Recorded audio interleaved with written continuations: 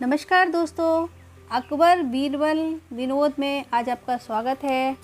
आज की कहानी का शीर्षक है बैल का दूध।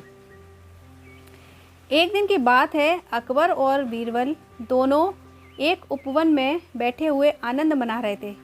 इतने में शाम हो गई। जब बीरबल घर जाने को उद्यत हुआ तो बादशाह ने उसे रोककर कहा, बीरबल, आज कई दिनों से मैं एक बात सोच रहा था, परंतु तुमसे कहना भूल जाता था। एक हकीम दवा बनाता है, उसमें बैल के दूध की अनिवार्य आवश्यकता है। यदि तुम कहीं से उसे ला दो तो अति उत्तम हो। पत्ता खड़का, बंदा भड़का। बीरबल बादशाह की मंशा समझ गया और मन में कहा कि बादशाह इस बहाने मुझे मूर्ख बनाना चाहते हैं। बीरबल बोला, इसमें घबराने की कौन सी बात है, मैं एक सप्ताह में बैल का दूध ला दूंगा। बादशाह ने कहा, 2-4 दिन और अधिक लग जाएं तो कोई चिंता की बात नहीं है, परंतु दूध का आना बहुत लाजमी है। बहुत अच्छा, कहता हुआ बीरबल वहाँ से विदा हुआ। वह घर पहुँच एकांत स्थान में बैठकर बैल के दूध वाले प्रश्न पर विचार करने लगा। चिंताग्रस्त बीरबल को कई घंटे का समय मिनटों के समान बीत गया। जब भोजन करने का समय हुआ तो नियमानुसार उसकी लड़की बुलाने आई।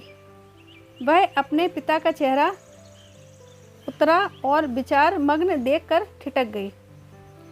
जब उसको खड़े कई मिनट व्यतीत हो गए और पिता का ध्यान न टूटा तो वह उद्विग्न होकर पिता से चिंता का कारण पूछने लगी। यद्यपि यह बीरबल की बड़ी लड़की थी और वह इसकी बुद्धिमत्ता की कई बार परीक्षा भी ले चुका था, फिर भी ऐसे गूढ़ विषय में उसे सफलता मिलेगी ऐसी आशा स्वप्न में भी न थी। इसलिए कुछ समय तक उसकी बातों को अनसुनी कर टाल मटोल करता रहा।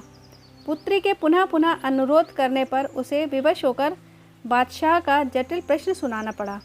कन्या बोली, पिताजी, यह कौन सी ऐसी कठिन बात है जिसके लिए आप ऐसे चिंताकुल हो रहे हैं। चलिए, भोजन का समय बीता जा रहा है, मैं उसका उत्तर 1 हफ्ते के भीतर ही बादशाह को पहुंचा दूंगी। लड़की के ऐसे उत्तर से बीरबल की चिंता घटी और साहस कर भोजन करने लगा। इस प्रकार जब 2 दिन व्यतीत हो गए तो बीरबल की लड़की ने एक नई तरकीब निकाली। वह ढूंढकर बहुतेरे पुराने वस्त्रों को घर से बाहर निकाल लाई और उनका एक गट्ठर तैयार किया। जब आधी रात का समय हुआ तो उस गट्ठर को सिर पर लाद कर नदी तट पर जा पहुंची और छियो छियो कर वस्त्र पछाड़ने लगी। बादशाह का महल ठीक नदी तट पर बना हुआ था।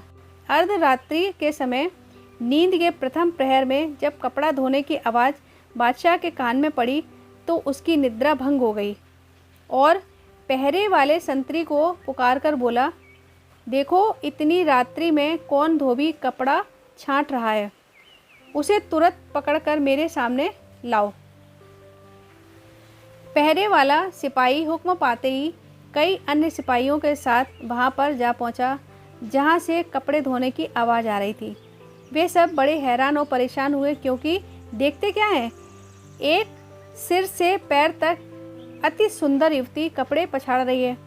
सिपाहियों ने उसे कई बार पुकार कर बादशाह का हुक्म सुनाया, परंतु वह उनकी बातें अनसुनी कर बराबर अपने काम में व्यस्त रही। आखिर एक सिपाही उसके बिल्कुल समीप पहुंचकर बोला, अरे तू कौन है जो इतनी धृष्टता कर रही है और पुकारने पर सुनती भी नहीं। चल, तुझे बादशाह ने बुलाया है। लड़की तो येन केन प्रकारेण बादशाह के पास पहुंचना चाहती ही थी, परंतु फिर भी अपना अभिप्राय छुपाकर बोली, आप लोग मुझे क्यों दुख देने पर उतारू हैं, लो मैं अपने घर चली जाती हूँ। सिपाहियों ने कहा, खबरदार, तुम्हारा भला इसी में है कि सीधे हम लोगों के साथ बादशाह के पास चलो। लड़की कपड़ों को जहाँ तहाँ छोड़कर उनके पीछे हो ली और जब बादशाह के सन्निकट पहुँची तो बड़े अदब से झुककर सलाम किया और डरी होकर एक किनारे खड़ी हो बादशाह के हुक्म की प्रतीक्षा करने लगी। बादशाह क्रोध से आग बबूला हो रहा था। उसने अपनी लाल लाल आंखें निकालकर पूछा, ए कमबख्त, तू कौन है और इस रात्रि के मध्यकाल में यहाँ कपड़े क्यों धो रही है? लड़की ने देखा और बादशाह क्रोध से तमतमा गया है, इसलिए कांपती हुई गिड़गिड़ा कर लड़खड़ाती जुबान से बोली, श्रीमान श्रीमान मैं तो। बादशाह को उसे घबराई हुई देखकर दया आ गई और उसे सांत्वना देते हुए बोला, तू इतना घबराती क्यों है? यदि साफ साफ बतला देगी तो तुझे माफ़ी दी जाएगी, अन्यथा बहुत कष्ट उठाएगी। लड़की ने कहा, पृथ्वीनाथ, मुझे इस समय नितांत आवश्यकता पड़ी है, जिस कारण विवश होकर कपड़े धोने आई हूँ। बादशाह ने कहा, ए अभागी, ऐसी कौन सी ज़रूरत थी जिसके लिए तू इतना परेशान है? लड़की ने उत्तर दिया, क्या कहूँ पृथ्वीनाथ, आज दोपहर में मेरे पिता को लड़का पैदा हुआ है, सो मैं दिन भर तो और कामों में परेशान थी।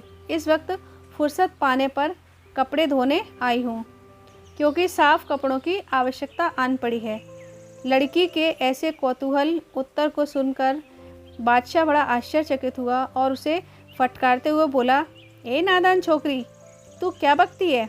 क्या तेरा दिमाग खप्त तो नहीं हो गया? भला पुरुष को भी कहीं लड़का पैदा होता है? लड़की सुअवसर देखकर विनम्रता पूर्वक बोली, पृथ्वीनाथ, जब पुरुष को लड़का नहीं हो सकता तो बैल को दूध कैसे होगा? बादशाह को अपनी पहली बात स्मरण हो आई। चकित होकर लड़की से पूछा, क्या तू बीरबल की लड़की तो नहीं है? लड़की ने उत्तर दिया, जी हाँ पृथ्वीनाथ, आपका अनुमान बिल्कुल ठीक है। बादशाह उसकी इस चतुरता से बड़ा प्रसन्न हुआ और उसको आभूषण और दिव्य द्रव्य पुरस्कार में देकर बड़ी इज्जत से पालकी में बैठाकर विदा किया। लड़की ने घर पहुंचकर पिता का चरण स्पर्श कर रात की घटना का सारा वृतांत कह सुनाया। बीरबल अपनी बुद्धिमती कन्या से बहुत प्रसन्न हुआ और उसका पुरस्कार उसे लौटाकर बहुत आशीर्वाद दिया। दोस्तों, ये कहानी यदि आपको अच्छी लगी हो तो इस वीडियो को लाइक व शेयर ज़रूर कीजिएगा और इस चैनल को सब्सक्राइब ज़रूर कीजिएगा। धन्यवाद।